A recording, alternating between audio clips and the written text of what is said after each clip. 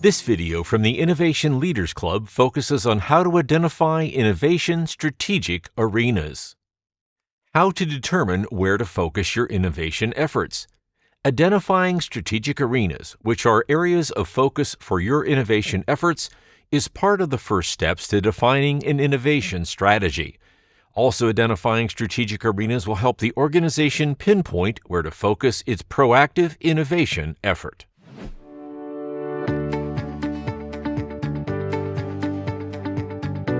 We have developed a 60-page visual guidebook on how to develop an innovation strategy. It is a fully illustrated step-by-step guide to building the foundation of an innovation system. Click the link in the description below to download it for free. More specifically, how to identify strategic arenas. The first deliverable of an innovation strategy is to quantify the goals and objectives coming from innovation. With the targeted goals and objectives determined, the next question is where these numbers will be derived from. This is exactly the aim of the second deliverable called Strategic Arenas, which aims to identify where these innovation business outcome targets will come from. Here is a more detailed process. We are going to cover strategic arenas in 2 modules. This module will delve deeper into Identify Strategic Arenas, while another module will cover Select Strategic Arenas. What is a strategic arena? Similar to a building's foundation, the strategic arena is at the heart of an effective innovation strategy. In a nutshell, it is the area for innovations, like a sandbox where an innovation program can occur and grow. A strategic arena should include an innovation program with numerous projects, and it will require a 3 to 5 year completion timeline. In most cases, a strategic arena can sustain an innovation program for more than 5 years, and in some cases, 10 years or more. As an example of the importance of strategic arenas, one of our very own Innovation Leaders Club members implemented innovation strategies more than 15 years ago, and most of their strategic arenas are still in effect today. Notice that a strategic arena should list multiple opportunities. An organization can capture these opportunities through a specific project or combine them into a live project. As for the rejected opportunities, they will either disappear or be seized by the competition.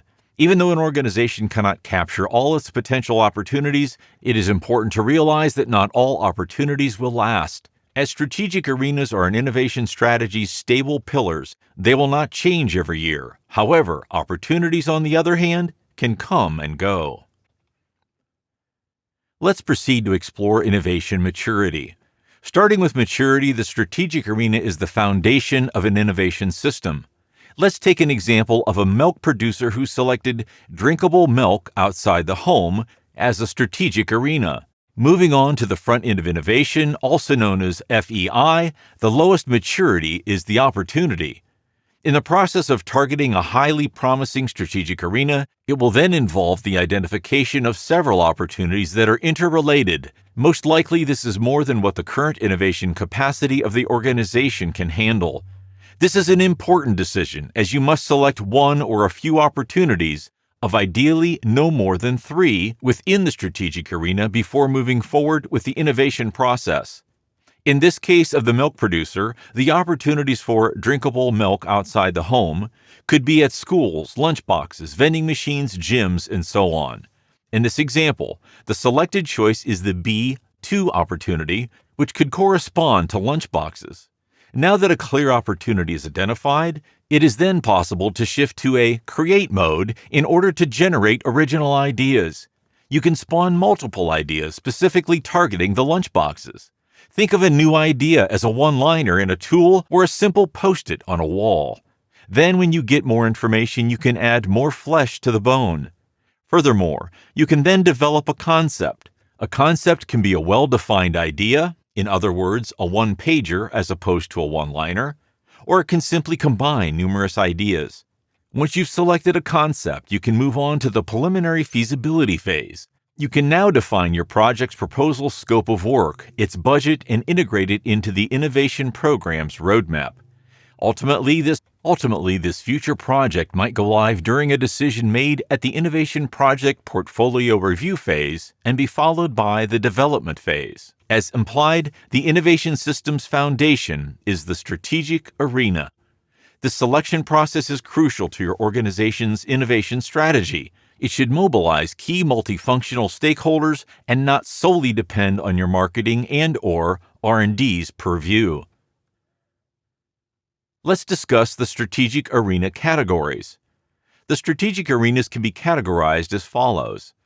To illustrate each category, the applicable examples used are furniture manufacturer's business reality.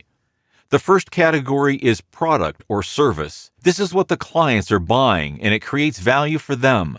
For example, a table, a couch, a bed, among others. Next, there is technology. The organization does not sell technology, rather it accounts for value creation. As an example, quick assembly mechanisms, surface textures, and more. Another category, the market segment, is the division of a heterogeneous market into relatively homogeneous segments based on certain parameters like geographic, demographic, psychographic, and behavior. For example, U.S. West Coast, European markets, gamers, small apartment dwellers, among others. Then the business model is another category which covers how the company creates and captures its added value. As an example, refurbishing, renting, pay-per-use, upgradable, and more. The next category, trend, refers to what is hip or popular at a certain point in time. It comes and goes. This includes modern, retro, urban, industrial, and others. Last but not least, the distribution channel. This is how the organization ultimately reaches its clients or users. As good examples, distribution to the mass retailer, direct sales on e-commerce, among others. Standards and regulations are obligations with which organizations must comply to access a specific market. For example, these are rarely applicable for the furniture industry's strategic arenas, except for babies. Next, governmental programs involve support from governments to promote targeted objectives. Buy local and recycle furniture are some examples. Demographics come from societies or groups defined by specific criteria such as age, education, nationality, religion, and ethnicity. For example, Asians, elderly, students, and babies.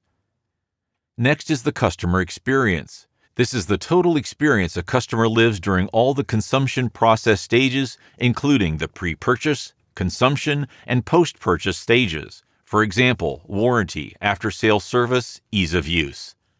Lastly, environment or sustainability generally refers to the capacity for the organization and Earth's biosphere to coexist. Some examples include post-consumer recycled material, recyclable materials, and extendable product life, from babies to youth to teenagers.